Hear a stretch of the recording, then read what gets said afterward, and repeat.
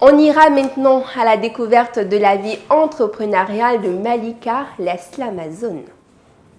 Avec 5 ans d'études post-bac, un Master 2 en communication à IAM Ouaga et CAP, BEP et bac en secrétariat à la Vigérie, la carrière de Malika était toute tracée.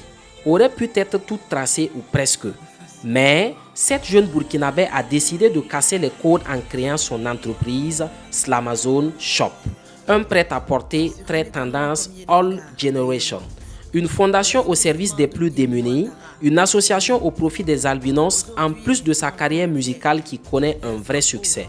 Un choix fort, étonnant, parfois lourd à porter, mais qu'elle ne regrette pour rien au monde.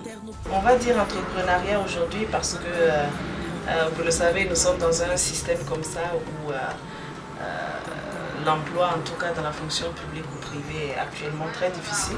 Du coup, l'entrepreneuriat est beaucoup plus promu.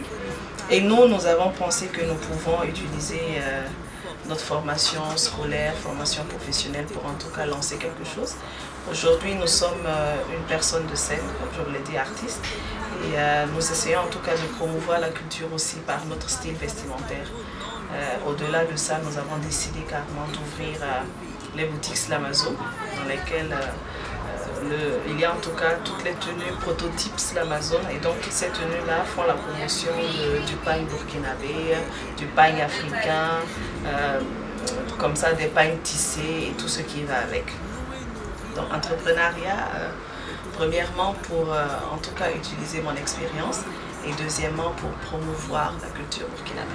Ce qui a changé pour Malika la Slamazone, c'est la volonté de vivre de sa passion, de montrer à ses frères et sœurs d'Afrique, mais aussi et surtout du Burkina, qu'on peut réussir en faisant ce qu'on aime, en faisant de sa passion un business.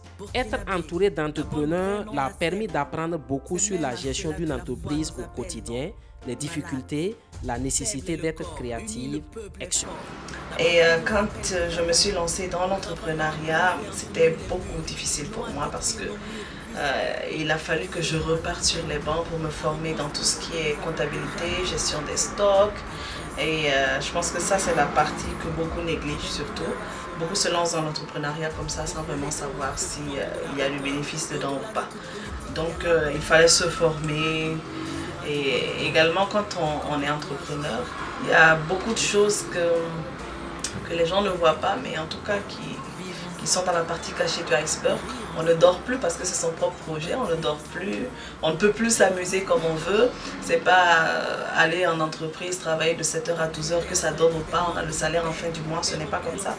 Et donc il y a beaucoup plus d'efforts qui est fourni et surtout avoir un mental de fer parce que vous allez vouloir fermer minimum 10 fois par mois, si on peut le dire, pour un début. Et il n'y a que peut-être à partir de la 3e, 4e, 5e année que vous verrez vraiment les tomber.